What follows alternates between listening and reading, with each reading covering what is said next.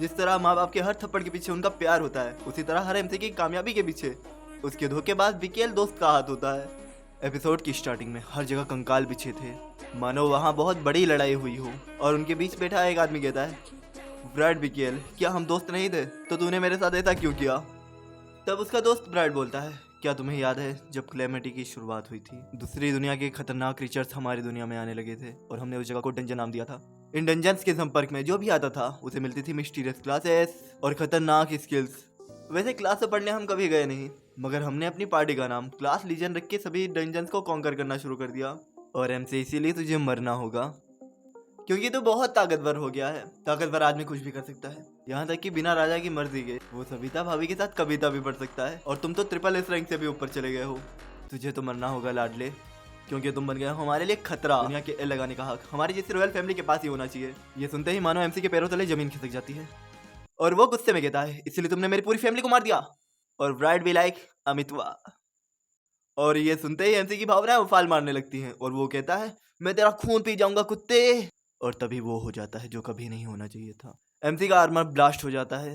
एक तो एमसी की पहले से फटी पड़ी थी और उसने बम भी फोड़ दिया। बीकेएल ब्राइड बोलता है, तुमने मुझे चोमू समझ के रखा है। मैंने बहुत पहले से ही तुम्हारे आर्मर में गड़बड़ी करना शुरू कर दिया था, क्योंकि जहान जाए मगर आज तेरी जान न बचने पाए। इस बॉम्ब के फटने के बाद जहर तेरी बॉडी में धीरे धीरे घुल के तुझे मार डालेगा। और इतना घायल होने के बाद अब तुम मेरा कुछ नहीं बिगाड़ सकते। और देखो ना, मैं तुम्हारे सम्मान में अपनी पूरी क्रिकेट टीम लेके आया हूँ, जो कि आज रात भर तुम्हारे साथ कबड्डी खेलेगी। और एमसी इस समय अपने पास्ट को याद कर रहा होता है, जब उन दोनों ने वादा किया था इंग्लिश वाली मैम पे साथ में लाइन मारेंगे और बनेंगे सबसे बड़े प्ले बॉय, क्योंकि जान जाए और जहान जाए मगर ये दोस्ती टूटने ना पाए। क्या ही मजाक था। और तभी उसका सिस्टम पॉपअप होता है और उसे मिल जाती है ट्रिपल एस रिंग की एक hidden skill, the mirror world, जिसमें एमसी सब कुछ रिवर्स कर सकता है। बट इस समय एमसी की कॉन्शियसनेस फेड हो रही थी और वो धीरे धीरे पानी में डूबता जा रहा था।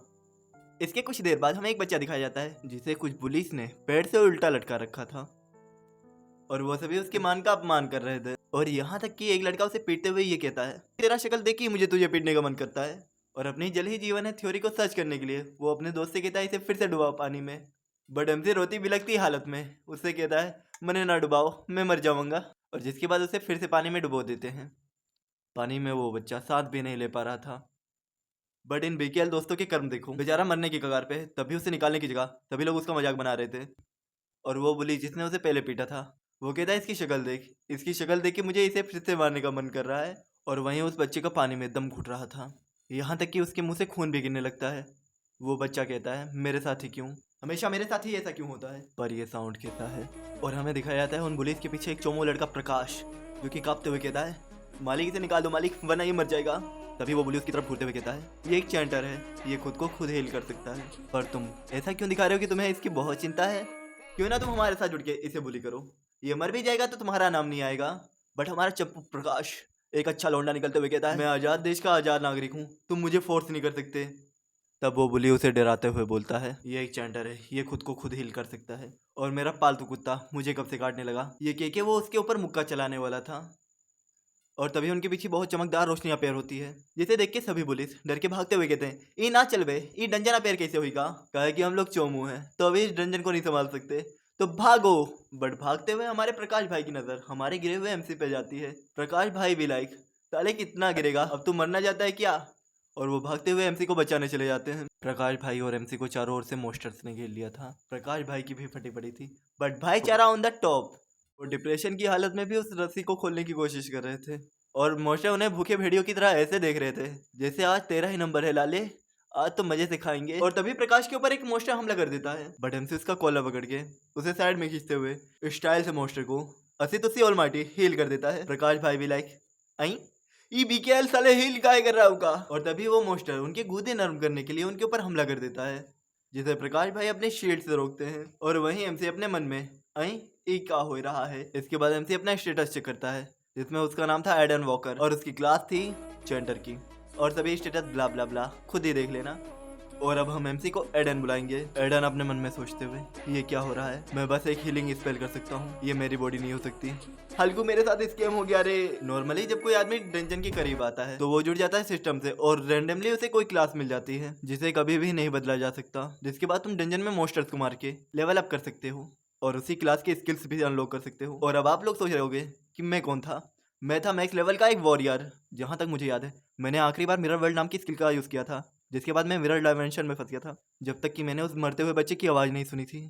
तो क्या मैं इसीलिए इस बच्चे की बॉडी में रिइंकार्नेट हुआ हूँ? हाँ, हालांकि मैं ये नहीं कह सकता कि मैं इस बच्चे की बॉडी में रिइंकार्नेट होकर खुश हूँ, बट शुक्रिया मुझे बदला लेने का एक और चांस देने के लिए। तभी वो चश्मे बंदा हमारे एमसी को बुलाते हुए, एलियन जल्दी कुछ कर वरना ये लोग मेरी ले लेंगे। बट एमसी अपने मन में सोचता है मैं जिस बॉडी में हूँ वो एकदम चोमू है, तो क्या मैं इसे छोड़ के भाग जाऊँ?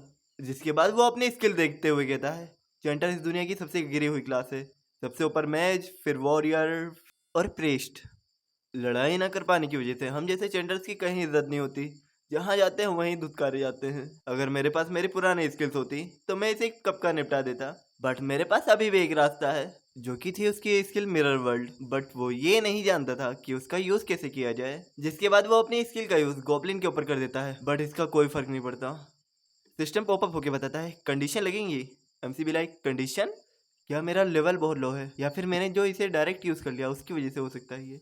जिसके बाद एमसी अपनी स्किल का यूज़ मोस्टर की परछाई पे करता है। लास्ट सेकंड बचा हुआ था, मोस्टर हमारे एमसी के ऊपर अटैक कर ही देता है, बट इसका भी कोई असर नहीं होता। बट एमसी उसके अटैक को डॉज करते हुए सोचता है मेरे पास एक चीज़ की कमी है। क्या? दिमाग की? नहीं, लेवल की। मेरी पहली कंडीशन ये है मुझे अपना जादू परछाई पे यूज़ करना होगा। दूसरा, मेरा लेवल बहुत कम है, तो जिसकी वजह से मुझे अपना मैजिक किसी और चीज़ पे यूज़ करना चाहिए। जिसके बाद वो गोब्लिन की तलवार पे अपना मैजिक यूज़ कर देता है, बट उसके लेवल के कम होने के कारण उसकी स्किल उसके स्वॉर्ड पे भी यूज़ नहीं होती। और वहाँ दूसरी तरफ हमारे चश्मिश भाई अपनी उम्र की दहलीज पे लेटे पड़े थे, मानो कि अभी उनकी इज्जत लुटने वाली हो। और इसी बीच उस जगह पे बहुत खतरनाक मोस्टर समन हो जाता है, माल फूक के बना ओवरलोड, जो कि एक ए रैंक का मोस्टर था। चश्मिश भाई भी लाइक हमारे तो अब एल लगने वाले हैं, हमें इससे निपटने के लिए 10 एलीट रैंक के वॉरियर लगेंगे। यहाँ एक से निपटा नहीं जा रहा था, तभी वहां पर पूरी मोस्टर्स की आर्मी समन हो जाती है, जिसे देख के हमारे चश्मे भाई की फटके हाथ में आ जाती है। बट जो भी बोलो, ये हवस के पुजारी लग बहुत खतरनाक रहे थे। बट इसी बीच हमारा एमसी सीना तान के उन मोस्टर्स के सामने खड़े होकर अपनी स्किल पत्थर पे यूज कर रहा था, बट उसका लेवल कम होने की वजह से उस पत्थर पे भी उसकी स्किल यूज नहीं हो पाती। सभी मोस्टर्स हमारे एमसी की इज्जत लूटने के लिए तैयार, और वहाँ एमसी सोचता है क्या इतना बुरा हूँ मैं कि मेरी स्किल एक पत्थर पे भी यूज नहीं हो पा रही।